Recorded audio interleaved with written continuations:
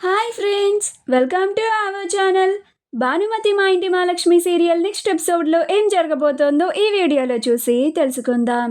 పార్థుకి తన అభిప్రాయాన్ని కాగితం మీద రాసి ఇచ్చిన భానుమతి అసలేం జరిగింది అని తెలుసుకోవడానికి ఈ వీడియోని స్కిప్ చేయకుండా ఎండ్ వరకు చూసేయండి.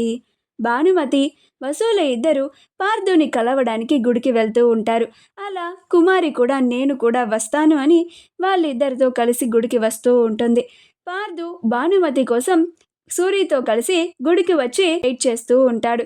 అలా ఏంటి సూరి, ఈ భానుమతి ఇంకా రాలేదు, లేకపోతే ఆ బస్ అమ్మాయి నా కోసం ఎదురు చూస్తూ గుడి లోపల ఉందా అని అంటూ ఉంటాడు.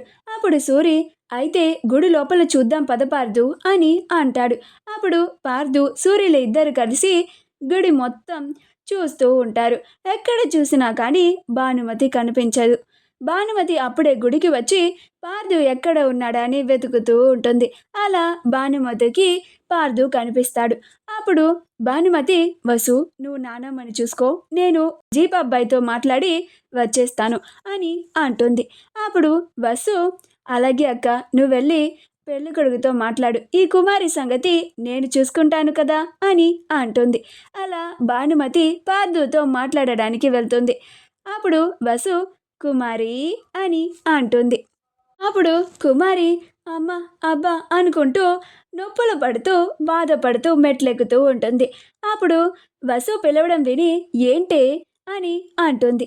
అప్పుడు వసు, ఇంకా ఎంతసేపు ఎక్కుతావే, ఫాస్ట్గా ఎక్కు అని అంటుంది. అప్పుడు కుమారి, నేనేమన్నా నీలాగా పడుచు పిల్లని అనుకున్నావా ఏంటే, నువ్వలా పరిగెడుతున్నావు, నీకులాగా నేను పరిగెట్టలేనే అని అంటుంది. అప్పుడు వసు, మరి నేనొస్తాను అనుకుంటూ మా వెనక ఎందుకు వచ్చావే అని అంటుంది. అప్పుడు కుమారి, బుద్ధి తక్కువయ్యి వచ్చాను. అమ్మో, నిజంగానే ఇంట్లో ఉన్నా బాగుండేది, ఆ కిల్లీలు కట్టుకుంటూ తింటూ కూర్చునేదాన్ని. ఇలా మీ వెనకాల రావాలి అని వచ్చి ఇలా కాళ్ళు నొప్పులతో చస్తున్నాను అని అనుకుంటూ ఉంటుంది. అప్పుడు వసు కుమారి పడుతున్న పాటలని చూస్తూ చాలా నవ్వుకుంటూ ఉంటుంది. ఇంకా కావాలని వసు కుమారిని గుడి మొత్తం తిప్పాలని చూస్తూ ఉంటుంది. ఏమే కుమారి, తొందరగా రావే, అటు వెళ్దాము అని అంటుంది. అప్పుడు కుమారి, అబ్బా వస్తున్నాను ఉండవే అని అంటుంది. అవును, మీ అక్కేదే అని అంటుంది. అప్పుడు వసు, నువ్వింత నిదానంగా వస్తుంటే మా అక్క నీ కోసం ఎక్కడాగుతుంది, అక్క ముందే వెళ్ళిపోయింది అని అంటుంది. అప్పుడు కుమారి, అవునా, పద పద అని వసుతో వెళ్తుంది. వసు కావాలని కుమారిని వేరే పక్కకి తీసుకెళ్తుంది. భానుమతి పార్థు దగ్గరకు వెళ్ళి, నేను మీతో ఒక విషయం చెప్పాలండి, అది ఎలా చెప్పాలో నాకు అర్థం కావడం లేదు అని ఇబ్బంది పడుతూ ఉంటుంది.